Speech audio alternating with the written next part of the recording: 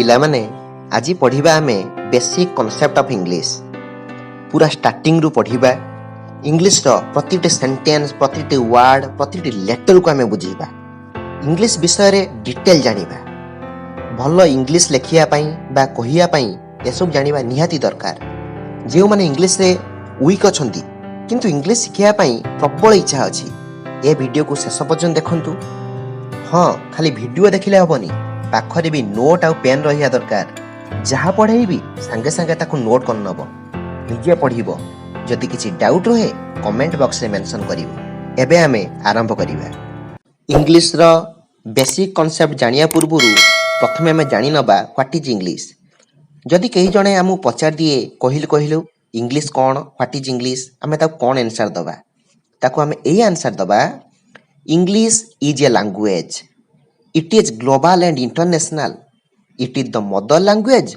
Of special England English होउछ गोटे भाषा जेपरि हमर उड़िया होउछ भाषा उड़िया गोटे लैंग्वेज ठीक सेही पर इंग्लिश मध्ये गोटे language it is global and international यह होउछ आंतर्जातिक स्तरर भाषा एटा पूरा वर्ल्ड वाइड अनेक कंट्री इंग्लिश को फॉलो करंती अनेक कंट्री इंग्लिश रे कथावार्ता करंती किंतु it is the mother language of a special England जेपरि आमर मातृभाषा कहउचंती उड़िया उड़ीसा रो जेपरि मातृभाषा कहउचंती उड़िया ठीक सही परी ए जो इंग्लिश भाषाटी इंग्लैंड रो मातृभाषा बोली कहा जाए ताले हम जानिले English is a language English गोटे भाषा it is global and international ए आंतर्जातिक स्तरर भाषा it is the mother language of special England ए होउची स्वतंत्र इंग्लैंड रो मातृभाषा मु जदि पचारे इंग्लिश टी को लैंग्वेज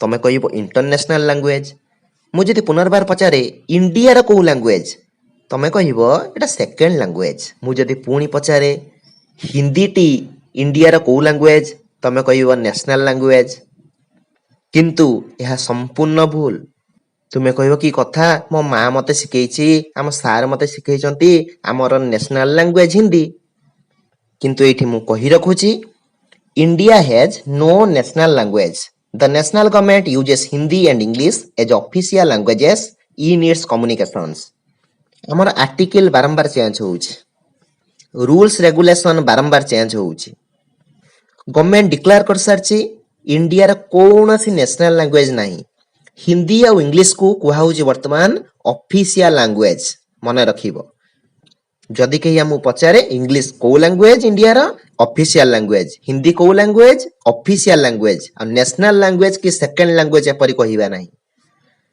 जेपरि फादर ऑफ नेशन कहा जाए महात्मा गांधी को जेपरि फादर ऑफ हिस्ट्री कहा जाए हेरोडोटस को ठीक सही परी फादर ऑफ इंग्लिश कहा कहा जाए जानिछ जदि जानिछ शीघ्र शीघ्र कमेंट बॉक्स लिखि दियो जदि जानि ना हो मु कहि दउछि जियोफेरी चौसर को कहा जाए फादर ऑफ इंग्लिश बोली इंग्लिश रो जनक कहिले जियोफेरी चौसर ही बुझाए जदि मु पचारे इंग्लिश लैंग्वेज रो केतेटा अल्फाबेट अछि अल्फाबेट केतेटा अछि मु जानि सारछि तमे मने मने भाबुछ 26 टी 26 यह मध्य भूल संपूर्ण भूल इंग्लिश लैंग्वेज रो 26 टी लेटर अच्छी सत किंतु 26 टी अल्फाबेट नहीं अल्फाबेट माने वर्णमाला अल्फाबेट कहा कुआ जाए ए सेट ऑफ लेटर्स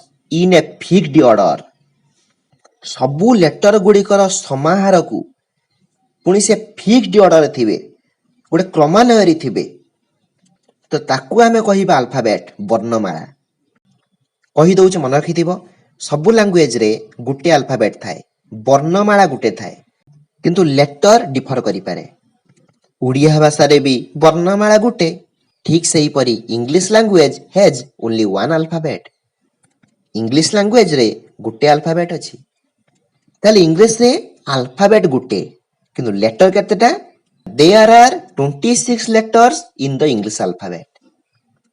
वर्णमाला गुटे किंतु वर्ण होउची 26 टा लेटर होउची 26 टा ए 26 टा लेटर को जदि हमें क्रम रे लिखिबा A B C D E F G H I J K L M N O P Q R S T U V W X Y Z ये होची 26टा लेटर। ए लेटर पुणी दुई टाइप रे लेखा पारे गोटे होची कैपिटल लेटर आ गोटे होची स्मॉल लेटर। ए लेटर को पुणी दुई भाग रे विभक्त करा जाईछि गोटे भावेल लेटर आ गोटे होची कॉन्सोनेंट लेटर। भावेल माने स्वर वर्ण, कॉन्सोनेंट माने व्यंजन वर्ण। ए 26 टी मध्यरु केतोटी अछि vowel? 5टी। A E I O U A 5टी को आमे कहउछन्ती भावेल बोली। ताले कॉन्सोनेंट केतोटी रहिला? 21 टी। The rest of the alphabet A E I O U को छाडी देला परे आउ जो 21 टी लेटर रहिले ताको आमे कहिबा कॉन्सोनेंट। ताले 26 टी लेटर मध्यरु 5टी भावेल 21 टी कॉन्सोनेंट रहउची a E I O u ये 5टी भावेल आउ रेस्ट 21 टी लेटर रहउची ताको कॉन्सोनेंट कहउची। एबे हमें जानिबा वर्ड काहा कहंती। वर्ड माने कोन? शब्द। शब्द काहा कहआ जाय? A group of letters arranged in a specified order which make a complete sense. Letter मानकर समाहार रे लेटर मानकर मिश्रण रे गोटे शब्द गठित।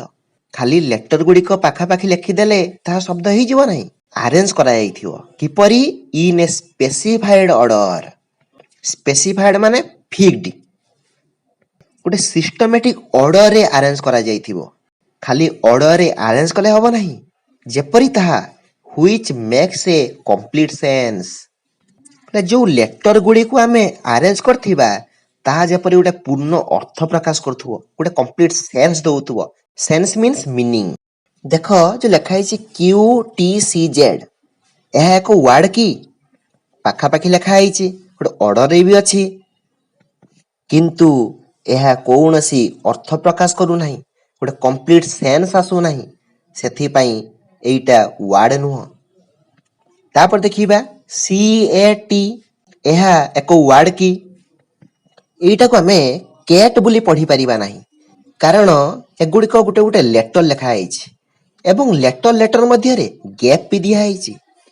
लेटर लेटर मध्य रे गैप रहिले ताहा वर्ड हबो नहीं। लेटर गुड़िकर समाहार हेतिबो लेटर गुड़िक पाखापाखि लिखा हेतिबो गोटे फिक्स्ड ऑर्डर बा स्पेसिफिक ऑर्डर रे थिबे एवं ताहा गोटे कंप्लीट सेंस प्रदान करथुबो ताकू आमे कहिबा वर्ड। गोटे सेंटेंस रो वर्ड वर्ड मध्य रे गैप रुहे किंतु गोटे वर्ड लेटर लेटर मध्य रे गैप रुहे नहीं। जदि लेटर लेटर मध्य रे गैप रहउची ताकू वर्ड कहा जीवो नहीं ताकू ओनली लेटर बोली कहा जीवो। जथा गोटे एग्जांपल दउची ही इज ए टीचर। ए सेंटेंस रे प्रत्येक वर्ड वर्ड मध्य गैप अछि। ही इज ए टीचर चारटा वर्ड अछि एवं प्रत्येक वर्ड भीतर गैप रही किंतु ही गोटे वर्ड से जाके के पूर्ण अर्थ प्रकाश करछि गोटे पर्सन को बुझाउछि एच ई पूरा पाखापाखि लगी रही। तेणु करी सी ए टी छाड़ी छाड़ी लिखा है गैप दिया लिखा है यह एक वर्ड नुहे। एबे देखिबा तापर जो लिखा है कैट सी ए टी यह एक वर्ड की? हाँ यह एक वर्ड कारण लेटर गुड़ी को गोटे स्पेसिफिक ऑर्डर रे अरेंज करा है ताहा मध्ये गोटे कंप्लीट सेंस प्रदान करूची सेथि पई कैट टी एक वर्ड। किछि लेटर समाहार रे किछि लेटर मिश्रण रे गोटे वर्ड गठित सेही लेटर गुड़ी को जेपरि एक पूर्ण अर्थ प्रकाश करूथबो तो सेतेबेले आमे ताकू वर्ड बोली कहिबा। आमे अल्फाबेट कोन जानले लेटर कोन जानिले वर्ड कोन जानले एबे आमे जानिबा सेंटेंस कोन। What is sentence? वाक्य काहाकू कहा जाय। A sentence is the combination of more than one word with a complete sense of meaning. Combination माने मिश्रण एक रु एकाधिक वर्ड रो मिश्रण रे गोटे वाक्य गठित। ताले सेंटेंस होउची किछि शब्दर मिश्रण किंतु with a complete sense of meaning जेपरि ताहा गोटे पूर्ण अर्थ प्रकाश करथुबो। जदि कंप्लीट सेंस आसु नहीं पूर्ण अर्थ किछि प्रकाश करू नहीं ताहले ताकू वाक्य कुहा जाय परिबो नहीं। देखो काइट जंप कैट जू यह एक सेंटेंस की?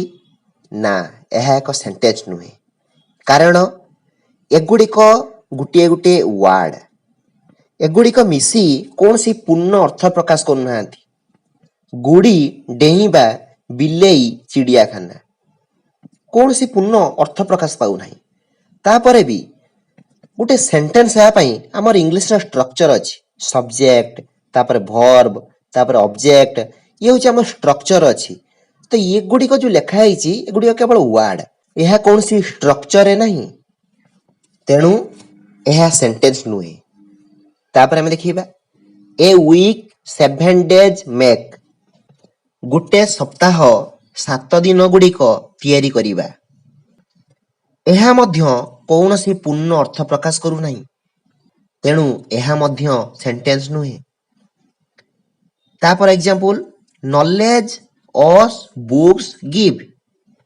ज्ञान आमको बही गुड़िक दिए बही आमको ज्ञान दिए ना ज्ञान आमको बही दिए यह मध्य कौन सी पूर्ण अर्थ प्रकाश पाऊ नहीं एको भी आमे सेंटेंस कहि परिबा नहीं एबे तुम आगरे आउ दुईटी एग्जांपल अछि मते कुह ये दुईटी सेंटेंस की 7 days make a week books give us knowledge 7 दिन मिसिले गोटे सप्ताह हुए बही गुड़िक आमको ज्ञान प्रदान करती यही दुईटी सेंटेंस की तुम्हें कहो हाँ सर एगुड़िक सेंटेंस कारण यह तो पूर्ण अर्थ प्रकाश कर किंतु मु कहिबी ना एगुड़िक सेंटेंस नुहंती कारण खाली वर्ड गुड़ी को लिखिदेले ताहा कंप्लीट सेंस प्रकाश कले ताहा सेंटेंस कहा जीव नहीं केतेबेले आमे सेंटेंस कहिबा a sentence begins with a capital letter and ends with a punctuation mark हाँ एटा सबुठार गुरुत्वपूर्ण कथा सदा सर्वदा गोटे सेंटेंस कैपिटल लेटर रु आरंभ होई थाए आमे त लेटर पढुतले सेतबेले आमे जानिथिले गोटे कैपिटल लेटर आ गोटे small letter sentence small letter रु आरंभ करा जाएनी प्रतिटी सेंटेंस सदा सर्वदा कैपिटल लेटर रु आरंभ करा जाए एंड एंड्स एवं शेष रे कोन करा जाए ends with a punctuation mark एवं सदा सर्वदा आमको जत गोटे वाक्य आमे कंप्लीट करिबा बा वाक्यटी कंप्लीट हैला बोली दर्शाया पाई आमे पंक्चुएशन मार्क दबा फुल स्टॉप हेई पारे क्वेश्चन मार्क हेई पारे बा एक्सक्लेमेशन मार्क हेई पारे किछि भी हेई पारे वाक्यटी एंड कले बोली जणाया पाई आमको पंक्चुएशन मार्क देया पाई पड़िबो किंतु एई दुईटी एग्जांपल देखो 7 days make a week books give us knowledge ए दुईटी स्मॉल लेटर रु आरंभ हेइछ कैपिटल लेटर रु आरंभ हेई नाही एवं शेष रे मध्य कोनोसी पंक्चुएशन मार्क नाही सेथि पई ए दुईटी को सेंटेंस कुआ जीव नाही एबे तुम आगरे आउ केतोटी एग्जांपल रहिछि आमे देखिबा ताहा सेंटेंस की 7 डेज मेक ए वीक आरंभ हेइछि कैपिटल लेटर रु एंड हेइछि पंक्चुएशन मार्क रु फुल स्टॉप अछि एहा मध्य पूर्ण अर्थ प्रकाश करूछि 7 दिन मिसिले गोटे सप्ताह हुए 7 दिनर समारोह रे गोटे सप्ताह गठित तेणु एहा एक सेंटेंस बुझी होउछि बुक्स गिव अस नॉलेज बही गुड़िक आमको ज्ञान प्रदान करती देख बुक्स कैपिटल लेटर आरंभ होइछि एवं शेष रे फुल स्टॉप अछि एहा मध्य पूर्ण अर्थ प्रकाश करूछि तेणु एहा एक sentence what is your name तुम नाम कौन देख एहा मध्य कैपिटल लेटर आरंभ होइछि शेष रे क्वेश्चन मार्क अछि एहा पूर्ण अर्थ प्रकाश करूछि तेणु करी एहा मध्य एक सेंटेंस व्यस्त हो नहीं आमे आगु पढ़िबा आस्ते आस्ते पढ़िबा सेंटेंस केते प्रकार अछि कोन अछि को सेंटेंस किपर चिन्हिबा को सेंटेंस से सब्जेक्ट को उठाए सब्जेक्ट कोन वर्ब कोन ऑब्जेक्ट कोन आमे आस्ते आस्ते सब किछि पढ़िबा आज केवल इंग्लिश रे केतरा बेसिक जिनिस मु तुमको चिन्हउची तुमको जणाउची हैला तापर एग्जांपल जिबा स्टडी इंग्लिश रेगुलरली ए इंग्लिश नियमित पढ़ सेंटेंस टी मध्य कैपिटल लेटर आरंभ होईची एवं शेष रे फुल स्टॉप अछि एहा मध्य पूर्ण अर्थ प्रकाश पाउची तेणु करी एहा मध्य एक सेंटेंस हाउ डाटी the room is a room T केते अपरिष्कार हेची आश्चर्य भाव प्रकाश पाउची कैपिटल लेटर आरंभ हेची शेष रे मध्य एक्सक्लेमेशन मार्क अछि सेंटेंस सेंस कोन मीनिंग कोन आमे भी जानि पारछंती तेणु करी एहा मध्य एक सेंटेंस एठी मु कहि रखुची ଖାଲି ଅନେକ ଶବ୍ଦର ମିଶ୍ରଣରେ ଗୋଟେ ବାକ୍ୟ ଗଠିତ ତାହା ନୁହେଁ। A sentence can be a single word. ଗୋଟେ ଶବ୍ଦକୁ ନେଇ ଗୋଟେ ୱାର୍ଡକୁ ବି ନେଇ ଗୋଟେ ବାକ୍ୟ ଗଠନ କରିହବ। ଯଥା ଗୋ, ରନ୍, ଏଇ ଯାଅ, ଦୌଡ଼। ଏ ଗୋ ଗୋଟେ ୱାର୍ଡ, ରନ୍ ଗୋଟେ ୱାର୍ଡ। କ୍ୟାପିଟାଲ ଲେଟରରୁ ଆରମ୍ଭ ହେଇଛି ଏବଂ ଶେଷରେ ଫୁଲ ଷ୍ଟପ୍ ଦିଆହେଇଛି। ଏହା ଏକ ଇମ୍ପେରାଟିଭ ସେଣ୍ଟେନ୍ସ, ଆଦେଶାତ୍ମକ ବାକ୍ୟ। ଏହି ଇମ୍ପେରାଟିଭ ସେଣ୍ଟେନ୍ସରେ କେବଳ ଭର୍ବକୁ ନେଇ ଆମେ ଗୋଟେ ସେଣ୍ଟେନ୍ସ ଗଠନ କରିପାରିବା, କାରଣ ଏଠି ସବଜେକ୍ଟଟି ଉଜ୍ଜ୍ୱ ରହିଯାଉଛି। ଗୋ, ଯାଅ, ଏଠି କାହାକୁ କୁହାଯାଉଛି? ୟୁ, ତୁମକୁ କୁହାଯାଉଛି। ୟୁ ଗୋ, ତୁମେ ଯାଅ। ତେଣୁକରି ଗୋଟିଏ ୱାର୍ଡ ହଉ ବା ଏକାଧିକ ୱାର୍ଡ ହଉ, ତାହା ଯେପରି ପୂର୍ଣ୍ଣ ଅର୍ଥ ପ୍ରକାଶ କରୁଥିବ, ସେଣ୍ଟେନ୍ସଟି କ୍ୟାପିଟାଲ ଲେଟରରୁ ଆରମ୍ଭ ହେଇଥିବ, ଶେଷରେ ପଞ୍ଚୁଏସନ ମାର୍କ ଦିଆହେଇଥିବ। ବହୁତ ପିଲା କମେଣ୍ଟ କରୁଛନ୍ତି, ସାର୍ ଆମକୁ ଗ୍ରାମାର ପଢ଼ାନ୍ତୁ। ତାହେଲେ ଗ୍ରାମାର ପଢ଼ିବା ପୂର୍ବରୁ ପ୍ରଥମେ ଜାଣିନେବା ହ୍ୱାଟ ଇଜ୍ ଗ୍ରାମାର। ବ୍ୟାକରଣ କାହାକୁ କୁହାଯାଏ?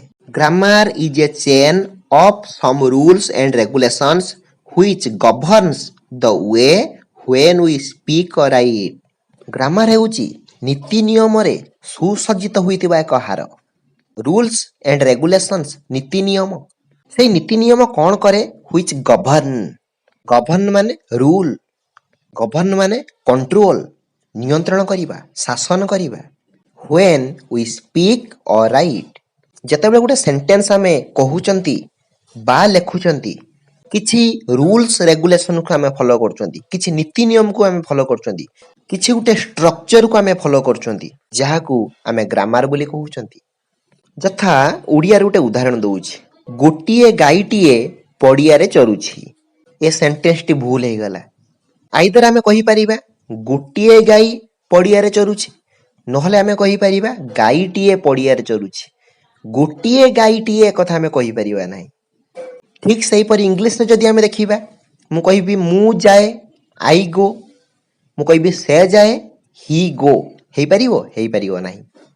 କାରଣ ଆମର ରୁଲ୍ ଅଛି, ପ୍ରେଜେଣ୍ଟ ସିମ୍ପୁଲରେ ଯଦି ସବଜେକ୍ଟଟି ଥାର୍ଡ ପର୍ସନ ସିଙ୍ଗୁଲାର ନମ୍ବର ହେଇଥାଏ, ତେବେ ଭର୍ବରେ ଏସ୍ କିମ୍ବା ଇଏସ୍ ଏଡ୍ ହୁଏ।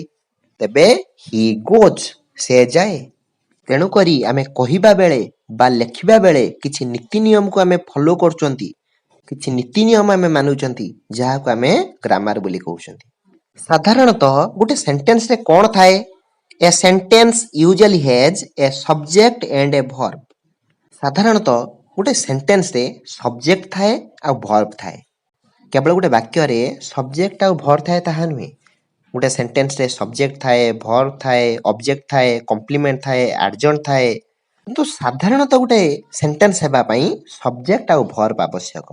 ସେଥିପାଇଁ କୁହାଯାଏ, ଯଦି ଗୋଟେ ସେଣ୍ଟେନ୍ସରେ ସବଜେକ୍ଟ ଏବଂ ଭର୍ବ ଅଛି, ଏଟା କୁହାଯାଏ ପାର୍ଟ ଅଫ୍ ଏ ସେଣ୍ଟେନ୍ସ। ଯଦି ସବଜେକ୍ଟ ଆଉ ଭର୍ବ ଆଉ ଅବଜେକ୍ଟ ଅଛି, ତାକୁ କୁହାଯାଏ ଗୋଟେ କମ୍ପ୍ଲିଟ ସେଣ୍ଟେନ୍ସ। ସବଜେକ୍ଟ ଆଉ ଭର୍ବ ରହିଲେ ତାକୁ କୁହାଯାଏ ପାର୍ଟ ଅଫ୍ ଏ ସେଣ୍ଟେନ୍ସ। ଯଦି ସବଜେକ୍ଟ, ଭର୍ବ, ଅବଜେକ୍ଟ ଥାଏ, ତାକୁ କୁହାଯାଏ ଗୋଟେ କମ୍ପ୍ଲିଟ ସେଣ୍ଟେନ୍ସ। ଆମେ ଦେଖିବା ସବଜେକ୍ଟ। ସବଜେକ୍ଟ ମାନେ ହେଉଛି କର୍ତ୍ତା। What is subject? କର୍ତ୍ତା କ'ଣ? One who does the action or what the sentence is about. One who does the action, one who performs the action. ଯିଏ କାର୍ଯ୍ୟଟିକୁ କରେ ବା ଯାହା ଦ୍ୱାରା କାର୍ଯ୍ୟଟି କରାଯାଏ, or what the sentence is about, ବା ସେଇ ସେଣ୍ଟେନ୍ସରେ ଯାହା ବିଷୟରେ କୁହାଯାଇଥାଏ, ଆମେ ଯାହା ବିଷୟରେ କହିଥାନ୍ତି, ସିଏ ହେଉଛି ସବଜେକ୍ଟ। ଯିଏ କାର୍ଯ୍ୟଟିକୁ କରେ ବା ଯାହା ଦ୍ୱାରା କାର୍ଯ୍ୟଟି କରାଯାଏ, ବା whom or which we talk about, ଆମେ ଯାହାଙ୍କ ବିଷୟରେ କୁହନ୍ତି, କୌଣସି ପର୍ସନ ବିଷୟରେ ହେଉ ବା କୌଣସି ଥିଙ୍ଗସ୍ ବିଷୟରେ ହେଉ, ଆମେ ଯାହା ବିଷୟରେ ଆମେ କଥା ହୁଅନ୍ତି, ସିଏ ବି ସବଜେକ୍ଟ। ଏବେ ଦେଖ କେତୋଟି ଏକ୍ଜାମ୍ପଲ ଦିଆହେଇଛି, ଆମେ ପ୍ରତ୍ୟେକ ଏକ୍ଜାମ୍ପଲରେ ଦେଖିବା ସବଜେକ୍ଟ କିଏ। Ram is playing football. Ram football ଖେଳୁଛି। ଫୁଟବଲ ଖେଳିବା କାର୍ଯ୍ୟଟି କାହା ଦ୍ୱାରା ହେଉଛି? କିଏ କରୁଛି? ନା ରାମ ଦ୍ୱାରା ହେଉଛି। ରାମ ଫୁଟବଲ ଖେଳୁଛି, ତାହେଲେ ଏକ୍ସନ୍ ଏଠି କିଏ କରୁଛି? ରାମ। ତାହେଲେ ରାମ ହେଉଛି ସବଜେକ୍ଟ। ବୁଝି ହେଉଛି? ନେକ୍ସଟ ଏକ୍ଜାମ୍ପଲ, ମାଇ ମଦର ଲଭ୍ସ ମି ଭେରି ମଚ୍। ମୋ ମା ମୋତେ ବହୁତ ଭଲ ପାଆନ୍ତି। ତାହେଲେ ଭଲ ପାଇବା କାର୍ଯ୍ୟଟି ଏଠି କିଏ କରୁଛନ୍ତି? ସ୍ନେହ ମମତା କିଏ ଦେଉଛନ୍ତି? ନା ମାଇ ମଦର। एक्शन टी कहा द्वारा होउची मां को द्वारा होउची तेणु my mother eighty subject he is a teacher से जणे शिक्षक अटंती एही सेंटेंस रे कौनसी एक्शन हो नाही एटी कहीं किसी कार्य करू नाहांती बरं एटी जनक विषय रे कुहा होउची मु तुमको कहिथिली जे कार्यटी करे से सब्जेक्ट बास ए सेंटेंस रे जहा विषय रे कुहा जायतियो से subject he is a teacher eighty कौनसी कार्य हो नाही कौनसी एक्शन हो नाही किंतु एटी जनक विषय रे कुहा जाउची से जणे शिक्षक अटंती से माने जे भी होंतु एक्स वाई जेड जे भी होंतु तेणु एटी से विषय रे कुहा आइछ तेणु हीटा होउची सब्जेक्ट ठीक सही परी नेक्स्ट एग्जाम देखिबा बुक्स आर यूजफुल बही गुड़िक दरकारी books are useful useful means helpful बही गुड़िक दरकारी एही सेंटेंस रे मध्ये एटी कोनोसी एक्शन हो नाही एटी बही बाबद रे कुहा होउची बही विषय रे कुहा होउची तेणु एटी बुक्स होउची subject walking is a good exercise चालीबाटा गोटे भल एक्सरसाइज गोटे भल व्यायाम ए सेंटेंस रे मध्ये किछि एक्शन हो नाही बरं एटी चालीबा विषय रे कुहा होउची वॉकिंग विषय एटी कुहा होउची तेणु वॉकिंग होउची सब्जेक्ट जने पचारिबो सर एटी वाक रा आईएनजी लागिची वॉकिंग ये तो गोटे वर्ब एटा सब्जेक्ट किपरि हला मु कहि रखुची कि एटी जो वॉकिंग टी जिरंड कुआ जाए आज आम जस्ट बेसिक कॉन्सेप्ट आम आलोचना कर सब्जेक्ट कौन वर्ब कौन लेटर कौन वर्ड कौन अल्फाबेट कौन ये बाबद आम आलोचना कर कौन व्यस्त हम ना आम आस्ते आस्ते सब पढ़ा सब जाना नाउन कौन प्रोनाउन कौन एडजेक्टिव कौन एडवर्ब कौन पार्ट्स ऑफ स्पीच कौन कौन सब अच्छी सब आम डिटेल पढ़ा हैव पेशेंस साधारणतः the subject is typically a noun phrase और ए प्रोनाउन गोटे सेंटेंस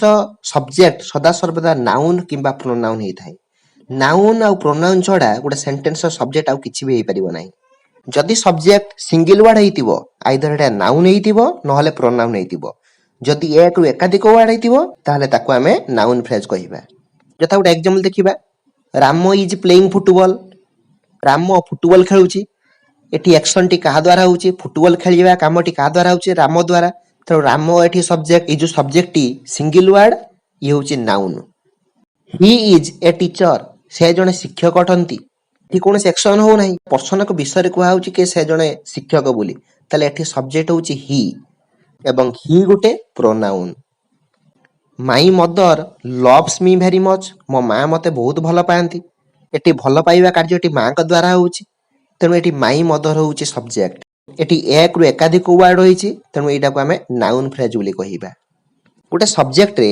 जेतेटा वर्ड भी थाउ तार हेड वर्ड होउची नाउन जदि माई मदर हेड वर्ड हमें देखिबा मदर होउची नाउन तेणु मदर होउची हेड वर्ड माई ठी होउची गोटे पॉजिटिव एडजेक्टिव सब हमें आस्ते आस्ते जानिबा पढ़िबा व्यस्त हो नाही एबे देखिबा वर्ब वर्ब कोन ना क्रिया क्रिया काहा कुआ जाय what is verb the word which shows action or state of being जो शब्दटी गोटे एक्शन बुझौथुबो गोटे एक्शन वर्ड हेइतिबो गोटे कार्य को बुझौथुबो बा state of being means condition माने अवस्था किछि गोटे हेबार अवस्था को बुझौथुबो बा किछि गोटे पाखर थिबा अवस्था को बुझौथुबो सेही वर्ड को आमे वर्ब बोली कहिबा गोटे पदे मु जते कहिबी what the subject does what the subject performs subject जहा करे कर्ता जहा करे ताकू क्रिया कहा जाए जे कार्यटी करूची बा जहा द्वारा करा जाउची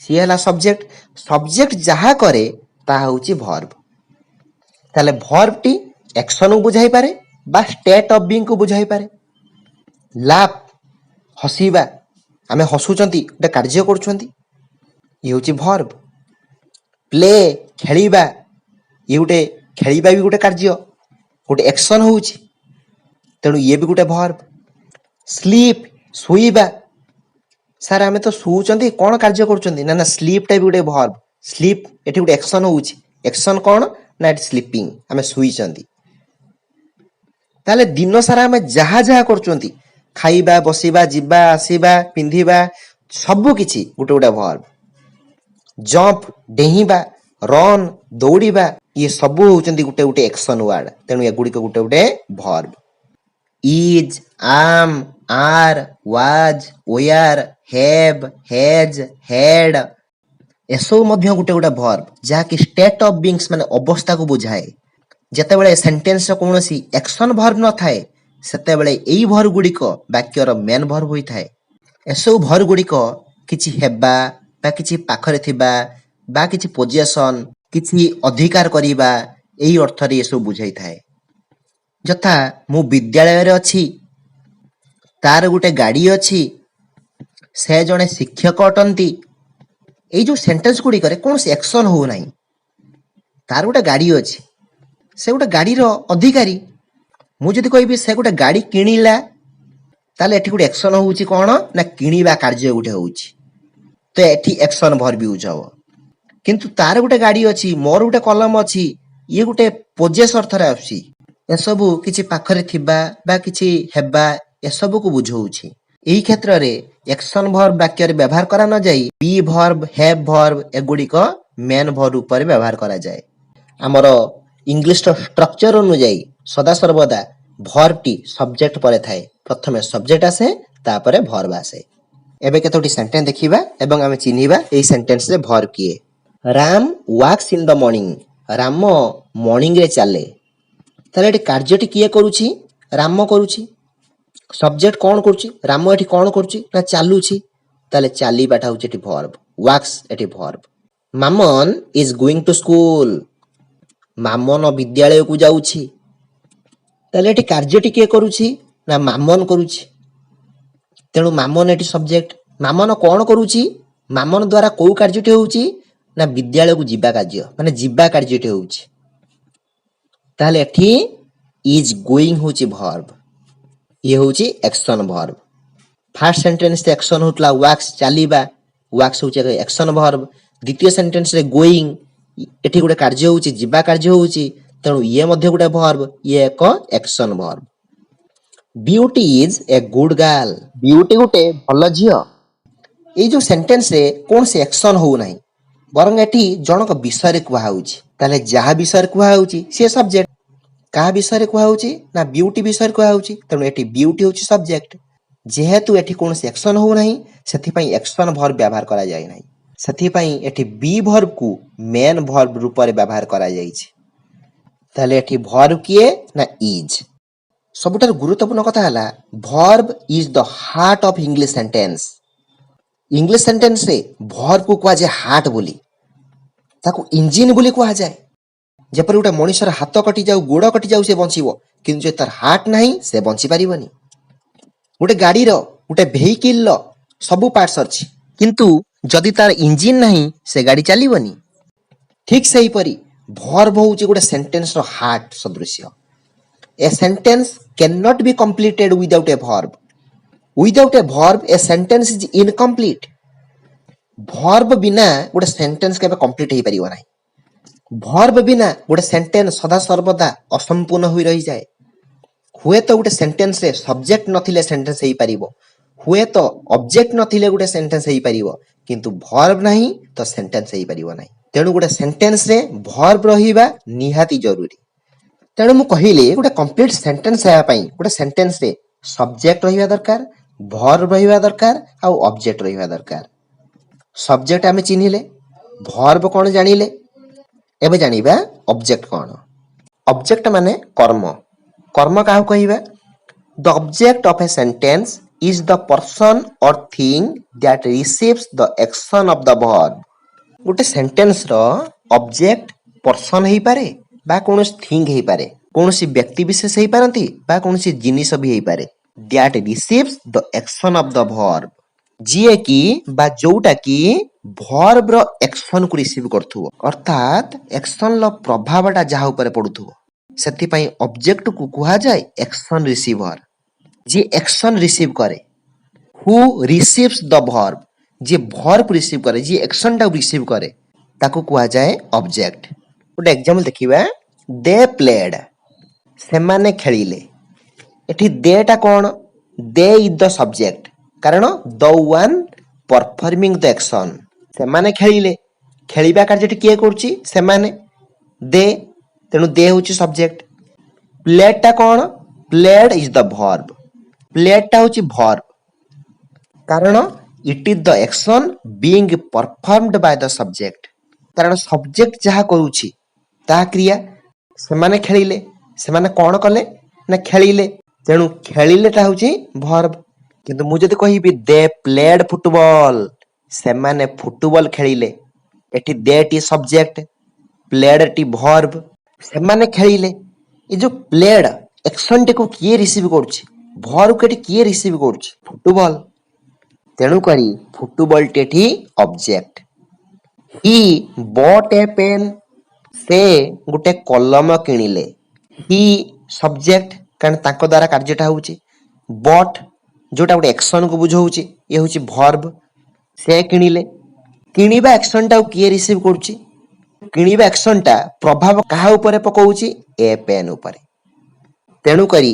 ए पेन होउची ठी object next example he gave me a pen से मते गुटे कलम देले ही एटी सब्जेक्ट गेव एटी वर्ब से देले मी आ ए पेन ए दुईटी वर्ड कोन एही सेंटेंस रे एक्शन किए रिसीव करूची वर्ब किए रिसीव करूची से देले से काहा को देले मते देले मी से कोन देले ए पेन कलम ताले एही सेंटेंस रे दुईटी वर्ड एक्शन रिसीव करचोंती गुटे मी आ गुटे ए पेन ताले एही सेंटेंस रे दुईटी ऑब्जेक्ट अछि me is the indirect object me टी होची indirect object and he received the direct object which is a pen ताले एही सेंटेंस रे मी टी होची इनडायरेक्ट ऑब्जेक्ट ए पेन टी होची डायरेक्ट ऑब्जेक्ट ताले गुटे सेंटेंस रो ऑब्जेक्ट जानिया पय हमें कोन करिबा वर्ब को क्वेश्चन करिबा वर्ब को प्रश्न पचारिबा व्हाट रे क्वेश्चन करिबा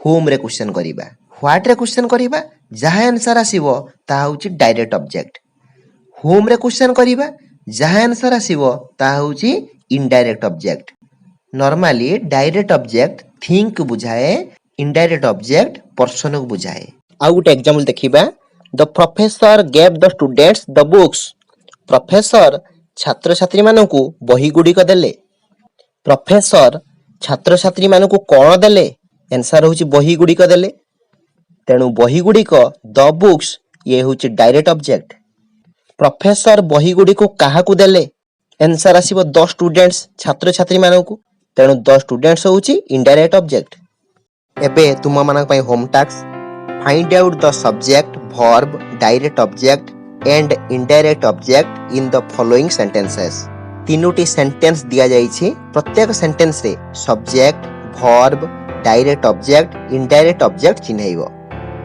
कमेंट बॉक्स रे आंसर निश्चिंत लिखिबो मु जानिया चाहे तुमे केते परिमाण ले ए कांसेप्ट को क्लियर होइछ गुटी गुटी करी इंग्लिश रो प्रत्येक ग्रामर को आमे डिस्कस करिबा चैनल को जदी नुवा विजिट करछो चैनल को सब्सक्राइब करिवो वीडियो को लाइक करिवो आ जत्ते मात्रा रे पारिबो शेयर भी करिवो थैंक्स फॉर वाचिंग।